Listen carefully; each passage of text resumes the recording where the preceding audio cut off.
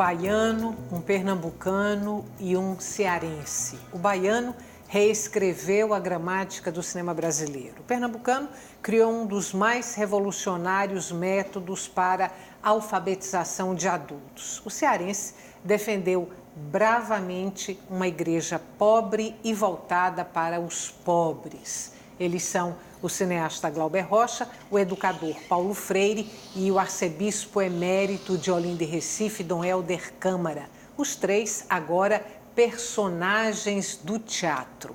Eles foram levados ao palco pelo projeto Trilogia Vermelha, idealizado e coordenado pelo ator Júnior Aguiar. O projeto e seus três personagens são tema de hoje do Opinião Pernambuco. Participam do nosso programa o historiador Dimas Veras, o professor e crítico de cinema Alexandre Figueroa e ainda o ator Júnior Aguiar. Boa noite e muito grata a presença de vocês hoje aqui no Opinião Pernambuco. Júnior, como é que surgiu a ideia de juntar Glauber Rocha, Paulo Freire e Dom Helder num único projeto e por que você escolheu esses três personagens? De antemão, boa noite, Estela. Um prazer estar aqui. Realmente eu fiquei transformado ao encontrar a personalidade desses agentes da nossa história. Começou por Jomar, que me apresentou um livro de cartas de Glauber. Jomar Muniz de Brito. Jomar Muniz de Brito. E ao ler essa correspondência, eu tentei encontrar uma pergunta que era: qual é a relação que Glauber tem com Pernambuco? Se conhecia muito de Glauber, né? Mas qual é a relação que ele tem com Pernambuco? Eu encontrei uma relação afetiva, né? Através de uma correspondência onde ele falava com Jomar, que é um educador, poeta e cineasta, e com o ex-governador do estado, Miguel Arraes. E ao testemunhar o conteúdo das 800 cartas que o livro englobava, eu percebi que ali existia uma abertura de Glauber muito grande. Então, era realmente uma confiança que ele tinha com essas pessoas daqui. E daí partiu o processo. Eu achei que, na verdade, a pesquisa deveria ser mais ampla. E realmente, pela primeira vez, eu embarquei num projeto de trilogia que termina sendo uma construção de um pensamento mais amplo. E aí encontrei essa matemática de que eu gostaria de revelar um Nordeste que provasse que a gente não era o atraso do país. Então, Glauber era um grande exemplo disso, reconhecido mundialmente, e daí eu cheguei em Paulo Freire, educador, o mais premiado no país, e que de fato tem uma história também marcante e emblemática, e Dom Helder. E a grande pergunta era: qual é a relação que os três têm com Pernambuco? Qual é o título do primeiro espetáculo da trilogia que fala sobre Glauber? O primeiro é Eu, História, o Tempo em Transe. Pegar o primeiro espetáculo da trilogia vermelha e falar um pouquinho de Glauber. Ele foi ou é a principal referência do cinema novo? Sem dúvida, né? Boa noite também, Estela. Obrigado pelo convite, né, para participar desse debate.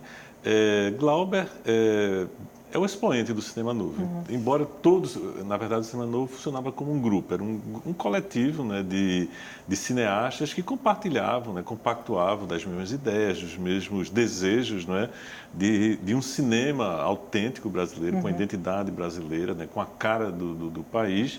E aí você tem, na verdade, o cinema novo é um movimento que vai se configurando, né, a partir do final dos anos 50, início dos anos 60, e você tem Nelson Pereira dos Santos, você tem Cacá Diegues, você tem Leon Risman, tem Paulo César Sarraceni, que vão, né, ali configurando. Mas Glauber Rocha digamos assim, é o que toma as rédeas, né, do movimento, e inclusive quando ele chega lá, que apresenta o cinema novo para o mundo, né, porque ele vai para a Europa e começa a falar sobre o cinema novo, exatamente ele é esse porta-voz, digamos assim, ele é uma espécie de mentor intelectual, né, que idealiza, né, todos aqueles desejos, a vontade de um cinema revolucionário, do cinema transformador, que estava nos demais, mas, digamos, ele catalisa, ele é uma espécie de... Foi também o mais barulhento, não foi? Sim, sem dúvida. Dos cineastas. Porque ele era uma pessoa muito inquieta, né? Era um homem muito inteligente, né? Ele tinha excelente formação nas áreas de humanas, né? Então ele era filósofo, então ele pensava e também uma formação em cinema. Então ele escrevia sobre cinema, então ele conhecia profundamente o cinema americano, o cinema francês, o cinema japonês, enfim. Então e também ele era uma pessoa que tinha uma visão muito peculiar, muito particular do Brasil, né? E isso se reflete e vai se refletir, inclusive, na obra dele, né? Então todos os filmes de Glauber vai ter essas tensões, essas contradições, né? Então, um olhar muito original e muito contundente sobre o país. Dimas, além do espetáculo sobre Dom Helder no projeto Trilogia Vermelha, eu sei de um outro projeto que leva Dom Helder ao palco, que é uma peça de um grupo de São Paulo, Companhia do Tijolo. Desconhecia a presença da figura de Paulo Freire no teatro.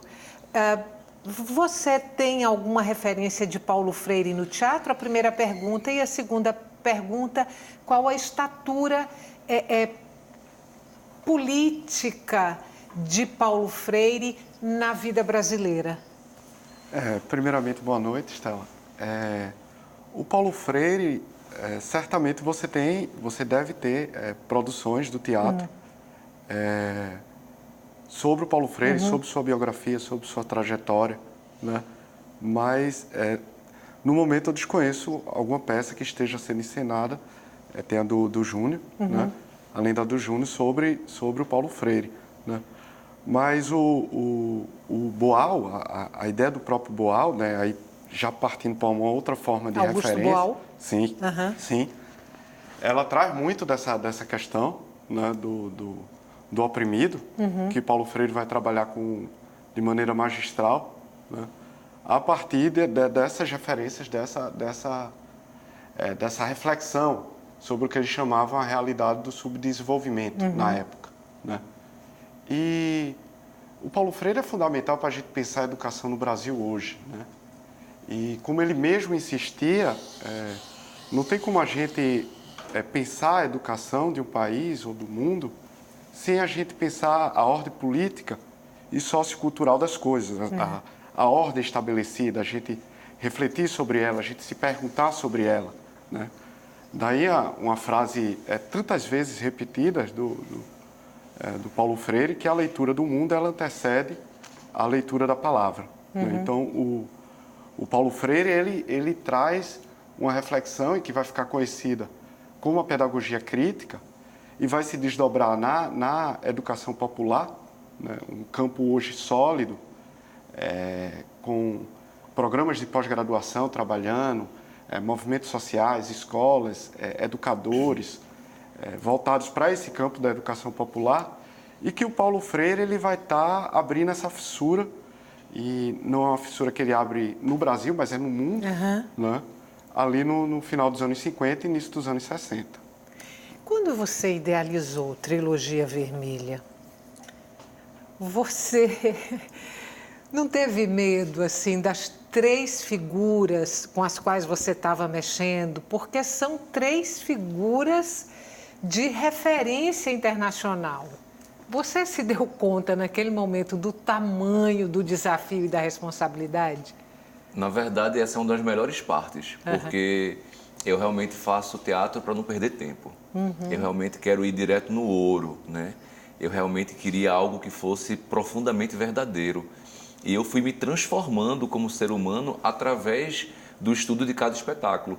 Na pesquisa, a gente tentava desenvolver que era preciso o ser humano ele se desenvolver no eu, que era a visão psicológica, na pessoa, que era a questão ética, o cidadão, que era a questão política, e o sujeito, que é a questão do conhecimento. Então, os 3 personagens, eles são incríveis porque, na verdade, eles são essa ação da praxis histórica. Então, e os 3 eram em defesa da democracia. Então, ao se instaurar a democracia no país, como nunca foi vivido, ela precisava ser desenvolvida, aplicada. Então, é necessário a gente criar associação, sindicato, é necessário a gente se mobilizar, participar, é necessário dar voz, vez. E aí cada um, na verdade, propôs uma questão. Então, Glauber vem trazendo o modernismo e introduz o modernismo no cinema brasileiro, criando o cinema novo junto com esse grupo. é o mais utópico, porque ele achava que ele conseguiria mudar o mundo através do cinema. Ao ver um filme, eu transformo a sociedade. Eu acho isso bonito, mas isso é ingênuo hoje, apesar dele não estar inserido nessa história do mundo digital de hoje, que seria então mais incrível para Glauber. Paulo Freire é ainda mais incrível, porque na verdade ele disse: a pessoa ela só vota se ela é alfabetizada. Então eu vou criar um método que alfabetiza as pessoas em 45 dias. E na verdade não é só para se tornar um eleitor.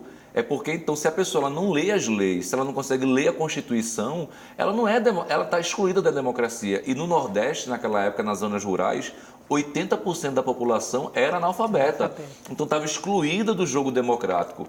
E Paulo simplesmente chega como um professor e diz: eu vou intervir nessa realidade. Para mim, ele é o mais revolucionário, porque é muito concreto. É com quem você mais se identifica? Foi, até me transformou, porque eu também me encontrei, depois de artista, como docente. Então, eu acho que há um educador na minha vida também, que nasceu através dessa inspiração de Paulo, para contribuir com essa discussão, porque, na verdade, um país precisa de educadores comprometidos. E, por fim, Dom Helder é essa figura incrivelmente poderosa, e, na verdade, dos três, o Glauber, que é o artista, e o professor Paulo, eles são presos, eles são expulsos. A gente vê que o papel deles na sociedade não tem poder. Mas Dom Helder, sendo um arcebispo, então ele é como se ele fosse um governador, ele era intocável. Então aí você já tem uma outra perspectiva e vê Dom Helder defendendo os direitos humanos, que é totalmente essencial, e vê a profecia dele se completar quando você vê o Papa Francisco, que é o primeiro Papa latino-americano eleito. Então é como se a profecia ampla tivesse se cumprido. Eu quero voltar um pouquinho para Glauber. O cinema dele dialogava de alguma forma com o teatro pela figura de Bertold Brecht, não dialogava? Tem vários diálogos. Você me corrija quando eu disser bobagens. Não, é certíssimo. O cinema de Glauber é muito rico, não é? Ele é um cinema que tem uma riqueza em termos de cinematografia, né, dos recursos da linguagem do cinema, mas ele incorporava nas narrativas dele a literatura de cordel, a música, e também o teatro, né? Tem referências ao teatro japonês, por exemplo, né? Ele admirava a forma como o japonês, a cultura japonesa trabalhava o teatro. Tem essa coisa também, né, do Brecht, a influência de Brecht, que na verdade influenciou todas as manifestações, as expressões que usavam o corpo, né, a fala, tem essa influência do Brecht nesse período, e Glauber não estaria excluído. E aí eu queria falar também do espetáculo, né, já para fazer a ponte, do espetáculo História, né? O Tempo em Transe. Né? A gente acabou de mostrar o cartaz da peça aí, vocês não viram, mas vamos lá. Então, quando essa pergunta que você fez agora, eu lembrei também, quando eu fui ver o espetáculo, eu fui na estreia, né? Foi no janeiro, se eu não me engano, né? 2014, no Teatro Arraial, e eu fui muito assim, sabe, assim, porque esse cara, né, pegou o Glauber, como é que ele conseguiu, né, transpor essa figura tão polêmica, tão... Né, porque Glauber não é só o cinema, Glauber era uma personalidade muito forte, né? Na televisão, e assim, o discurso dele, a fala dele, né, sobre as questões brasileiras, políticas, mas também do país como um todo, né, dos conflitos e tudo mais. E aí, como é que ele conseguiu? E aí fiquei muito surpreso, foi uma belíssima surpresa. Eu lembro que naquele ano... Mais uma foto do espetáculo. Foi, inclusive, o espetáculo que mais me agradou. Né? Eu me lembro assim que eu saí muito, muito feliz de ter visto, porque eu acho que ele conseguiu, né, levar para o palco todo aquele Glauber que a gente conhece, né, dos filmes, dos depoimentos, das entrevistas, do Abertura, do Di Cavalcanti, né, estava ali, né, no palco, né, presente na cena. Isso foi muito interessante. Eu estou ganhando para você, porque eu vi um ensaio que vocês fizeram, um ensaio aberto ali no Recife Antigo, e depois eu vi o espetáculo no teatro. A gente tem um minuto para fechar esse bloco. Eu ia fazer uma pergunta para você que talvez não dê para você responder em um minuto. Me diga uma coisa. Acho que foi quando Glauber morreu. Darcy Ribeiro, numa fala sobre ele, disse que Glauber era uma espécie de vela que queimava dos dois lados. Pegando essa figura de Darcy Ribeiro, esse Glauber intenso, que morreu tão cedo porque, como uma vela, queimava dos dois lados, está no espetáculo, na sua opinião? Tá. Glauber é o último a nascer e o primeiro a morrer. Ele morre com 42 anos. E é a idade invertida de Castro Alves, que morreu aos 24. E ele dizia que, na verdade, ele era isso. Glauber não suportou. Então, Glauber é essencialmente uma tragédia. A vida dele é uma tragédia. Ele não consegue mediar, ele não suporta, ele não vai criar máscaras. Então, na verdade, simplesmente ele não aguenta. Vamos fazer um intervalo curtinho. Não saia daí. O tema de hoje do Opinião Pernambuco é a Trilogia Vermelha, um projeto que leva ao palco 3 personagens da vida brasileira: Glauber Rocha, Paulo Freire e Dom Helder Câmara. Até já.